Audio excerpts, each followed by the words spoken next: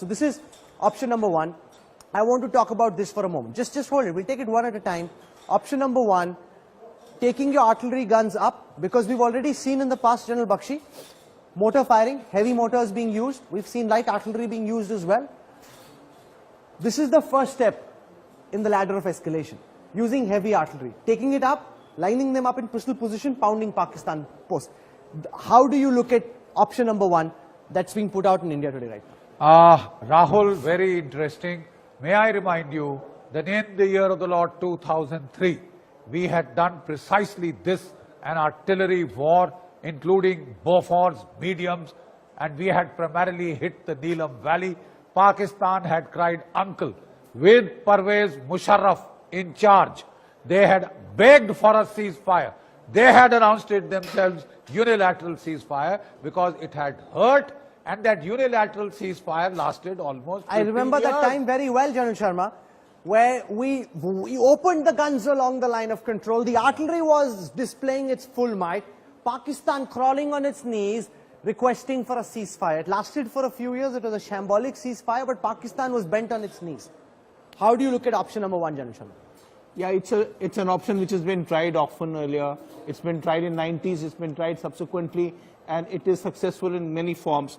Except that the bunkers on the opposite side are also as strong as they exist on our side, and it is a dual possible. Similar action can be carried on your opposite side. It is an action that they will be anticipating and they'll be prepared for, and we should be also be prepared for a similar action. So it's an obvious given option of getting artillery shells either to fire indirect or fire in, as you are saying, pistol round. This is an accepted method of doing You're saying things. this is an accepted method. It's almost inevitable that between now and the next few days, this option will come into play. Option number two, moving up the escalation ladder even further. This was discussed post the 26/11 attacks, when at that time Air Chief Marshal Fali Major, who was Chief of the Air Staff, had suggested to Manmohan Singh that the Indian Air Force would use precision-guided ammunition from the Indian side of the line of control. So not crossing the LC, from the Indian side, using Sukhoi 30s or whichever fighter aircraft they pick, and pounding Pakistani positions. These could be tents, these could be army establishment, these could be terrorist hideouts, these could be training camps. So this is, something which is one step up and beyond what we've done, General Bakshi, but an option which doesn't involve risking the presence of our ground forces in Pakistan and yet exacting revenge. We can go after, based on intelligence from the research and analysis wing, against very specific targets inside Pakistan. Absolutely, Rahul. In terms of escalation dynamics, this is one of the best options that is generally available. This is the option that the Israelis use very often. The United States has used it invariably as an almost standard response. And the fact of the matter is, you have precise intelligence. You can take out pinpoint high-value targets, like Dawood Ibrahim, like, the Lashkar-e-Toiba headquarters, like anyone.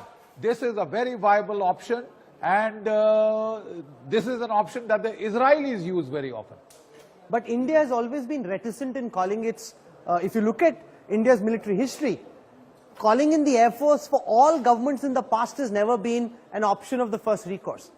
Yeah, the first is that you mentioned about taking a target out. With the kind of ranges we have available on the standoff weaponry, on firing from one side of the border, we can take up targets which are much in depth. 150 kilometers at least. Yeah, so I didn't want to say the distances, let's leave it for the specialists. But there is a possibility of taking on targets that we know. The area where Jaish-e-Mohammed is there. So that means you can hypothetically pound Murid Ke. If the government decides you want to take down Hafiz Saeed, if you know specifically that Hafiz Saeed is at the Lashkar-e-Taiba headquarters at Murid Ke, using a Sukhoi 30 MKI, you can take out Hafiz Saeed.